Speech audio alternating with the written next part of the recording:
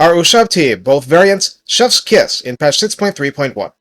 It's easy for me to get excited about more Ushabti, but I'm going to say this up front, the melee variant is better in melee than the Great Bows version. People forget this, even YouTubers do. And now that you can field substantially more Ushabti, this matters. Let's proceed with the details. Costed 900 in multiplayer, the melee Ushabti comes on ultra scale at 16 entities, which is important because the Great Bows don't, and 8,128 health between them. Armor is 90, which is good, but nothing resembling a shield. Leadership 50 is middling and no better. Speed 54 and charge speed 78 is Troll or Ogre style, not classic flanking numbers, but not too slow. And it's important that whether they enter the actual charging animation is a bit of a big deal. Melee attack begins at 23, which is, yes, quite low. This is your lowest form of construct, but bear with me. Attack interval 3.8 seconds is a little better than average. Splash target size is medium, so Empire Knights on down, and max target splashed is 4. You know, like Croxagores and better than Ogres. Melee defense begins at 35. This is not a low number. It is a little above average, which, combined with the armor, makes this good in melee brawling, assuming their animations aren't blocked by cramming. Weapon strength comes at 79, split base 22, and armor piercing 57, which is Rat Ogre-like, but here, there is a bonus versus infantry of 12. This is key to understanding the melee unit. At rank 0, with 0 boosting, that's melee attack 35 and melee defense 35 against infantry. It is consciously nerfed against large anything, but that's what sepulchral stalkers and anything with a halberd are for. Charge bonus of 18 isn't even bad, and massive 1500 is your troll and ogre class as well. Traits are plain vanilla. Hide in forest, yes they can hide in forests. Construct trait, so crumble when low leadership, and causes fear because skeletons don't get all the fun in that regard. The Great Bows variant has a lot of differences besides the bows. Costed 1100 in multi, on ultra scale they come at 12 entities and not 16. Health is 6,096 between them, still 508 per entity, but less entities. Leadership is 40 default or 10 lower, and you will feel that difference. Speed is the same and not bad. Melee attack still begins at 23, medium splash target size, and max target splashed of 3. That is indeed lower. Melee defense begins at 35 once more. Weapon strength of 65 is 14 less, split base 18 and armor piercing 47, and this is very important, there is no bonus versus infantry. Notably, charge bonus is still 18, and mass is still 1500. So, while it's not their core thing, a charge into enemy infantry will still hurt. Do it when you must, and when quivers are drawn, and preferably when backs are turned. For ranged, which is the real focus of this unit, ammunition begins at 21 volleys, range is 255, so this is, in effect, an artillery attack. And to spoil it now, the Great Bows can demolish city towers and walls, and while those are more powerful than they used to be, if you do not have traditional artillery with you, they will absolutely get you into a city through the front wall. They can shoot gates too, of course. Missile damage is considered 111 per, because reload time got the global nerf we had on the way from the second game to the third. Each shot is base 18 and armor piercing 104. You may recognize the latter number. The sepulchral stalkers do exactly that, but fire a little faster, default, and do a little more base damage. There's 1 arrow per entity per volley. Reload time is 11 seconds. Total accuracy of 30 is better than the norm. Calibration distance 212 means that if you're firing as Sisters of Twilight at maximum range, it will be even harder to reliably hit them, and the calibration area of 6 needs some talking about. This is too high to reliably snipe small characters at all. They'll hit some of the time. It's actually sufficient spread to make firing at single entities not of extremely large size a lot less consistent. Moreover, the fact this isn't just horizontal, but affects vertical drift, means there will be a tendency to sail over the heads of infantry blobs. It certainly won't be every arrow, but you're far, far more likely to shred tall cavalry and ogre units than a bunch of clan rats.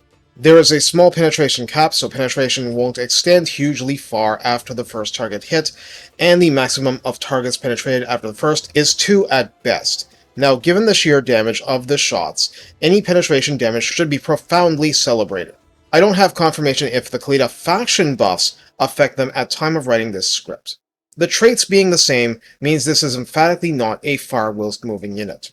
In the Relent skills, Revered Stonemasonry at 3 pips provides melee attack plus 6 and melee defense plus 6 for both varieties, and missile strength plus 9% for the great bows. This is the kind of boost people probably wanted for melee infantry, but here it resides with your Ushabti constructs. At rank 7, we have something fascinating.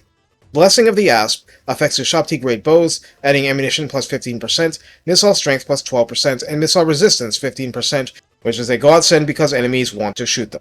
In addition, Ancient Stone boosts both of these units for leadership plus 5, weapon strength plus 12%, and spell resistance 15% to resist spell sniping and friendly vortex spells dumped on top of them. That means the great bows are affected by 2 rank 7 and up skills. In the tech tree, this gets fascinating. The actual doom stacking Ushabti Lord resides in the 4th dynasty, but the 6th dynasty is what boosts Ushabti themselves. Now that we're discussing the 6th, it's only minus 20 research in 6.3.1, a big change from 6.3, and Heart of Stone offers huge boost to characters, plus 5 health, and immunity to flanking, which means secure flanks leadership boosting throughout. Constructs themselves don't get that, but they get leadership plus 10 globally, Ushabti included. Clothed in the Divine grants melee attack plus 5 and melee defense plus 5 to both units. Weapon strength plus 10% to both units, and reload time reduction 10% for the great bows. Patronage of the 6th dynasty only, quote-unquote, provides capacity plus 1 for both types, but once you have this tech, usually the tier 3 Ushabti building gives plus 2 to the melee only version. And yes, that's new, and plus 1 to the bow and, let's say, hybrid melee version.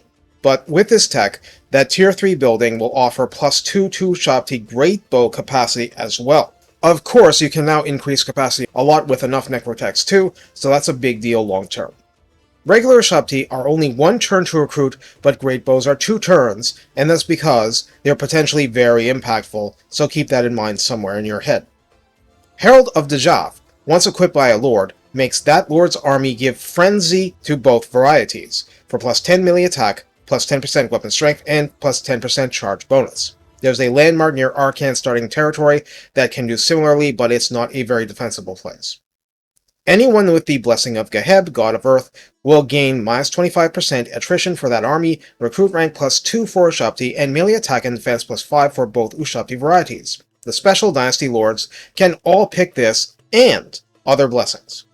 Khalid's Aura Sure will supercharge great bows and is now 55 meters. Take advantage. So how do we use Ushabti? See, I have to emphasize that with greater availability, the basic Ushabti do not suck. But they do not suck against enemies they can catch, and especially lots of infantry. And it helps if that infantry isn't Kizovite warriors with lots of anti-large armor piercing. But they're heavily boostable, they start with 10 leadership, better than the great bows, and a lot better than line skeletons. And they're blenders even against armored troops like dwarfs, against which Tomb Kings usually struggle mightily. They can blend with infantry like Kroxigors and Skinks, and they get one of the more massive benefits from having a Necrotech close by, and a Lord nearby with My Will Be Done for plus 5 melee attack and defense also helps. Magical help can certainly be on your side too. What's the problem? They're natural arrow magnets, and they're kind of tall, so they're easy to shoot. If you have no answers to this, no amount of Necrotech Restore will seem enough. Also, while clumsier in attacking them by default, putting them against my alternate red team favorite, Empire Knights, will tend to chop them up a lot because the splash, the armor piercing, and the mass and not being knocked down will make it a nightmare for normal cavalry to operate around them, or through them. Bigger than that, efficiency drops like a stone, and this is where you want sepulchral stalkers, or great bows. The Great Bows variant has been a source of great joy and great frustration for me. I feel every meter of that calibration area when trying to snipe important targets. It's a very reliable unit for shaving health off a particular unit at longer range than I normally have any right to. But against Skaven slaves, let's not be subtle, skeleton archers can theoretically do 1200 damage every 8 seconds. Great Bows are firing base 18 and armor piercing 104 every 11 seconds with 12 entities only. Even with some of that doing penetration, being slightly better than skeleton archers at the skeleton archer's main job is not something we can call good. Although wonderful penetration might actually get you comparable, but you can get lots more skeleton archers, so yeah. On the other hand, shooting Empire Knights will utterly demolish the Knights if they can fire long enough at range, which is where things like Net of Ammon talk come up. Any ranged unit will look a lot better once you add veterancy and is a unit type very sensitive to the top boost and so on, but good old Patrol, or incantation thereof, adding plus 40% to damage, and if overcast, plus 40 reload skill, will drag everything possible out of this unit, and it is awesome. As for melee, if in Doom stacking mode, yes, it can melee, that's just something you should consider as a last resort, or something to do when the crucial stuff you need to shoot is already down. In Extremis, basically they're skirmishers. You send them ahead, have them expend all the ammo they can at a range the enemy can't deal with, at least we hope, and then run back because they're faster, and hopefully they mostly survived. Then, they re-emerge late in the battle to help with the finishing blows. All that said, they're fast enough you can flank them around infantry lines and fire directly across their blocks, and I show what good things happen when you do. This is all to say that they are not perfect, and while Khalida really does make them extra special, otherwise they are still missile troops with a melee side hustle. Their value will vary wildly depending on what the enemy brings and what that you can manage to kill. On the other hand, their range is so dramatically beyond Sepulchral Stalkers, they work quite well with each other. And the more armored the target, the better the Great Bow performance becomes by subtraction of what non-armor-piercing means can do. In the end, neither variety is at all bad, and I want to make that point especially strongly about the melee version, but they're not invincible. I had a nightmare battle against Mother Ostankia, where her stuff made her virtually immune to the Great Bows, and that's what I wanted to use to kill her. And the Kizilite warriors and Akshina ambushers made life really hard for my mostly Ushabti and Tomb Scorpion army. I lost very narrowly after having destroyed basically the entire enemy army, and while that was sad, I recovered better than the Daughters of the Forest did, with a full army of my own that couldn't help with that battle right next door.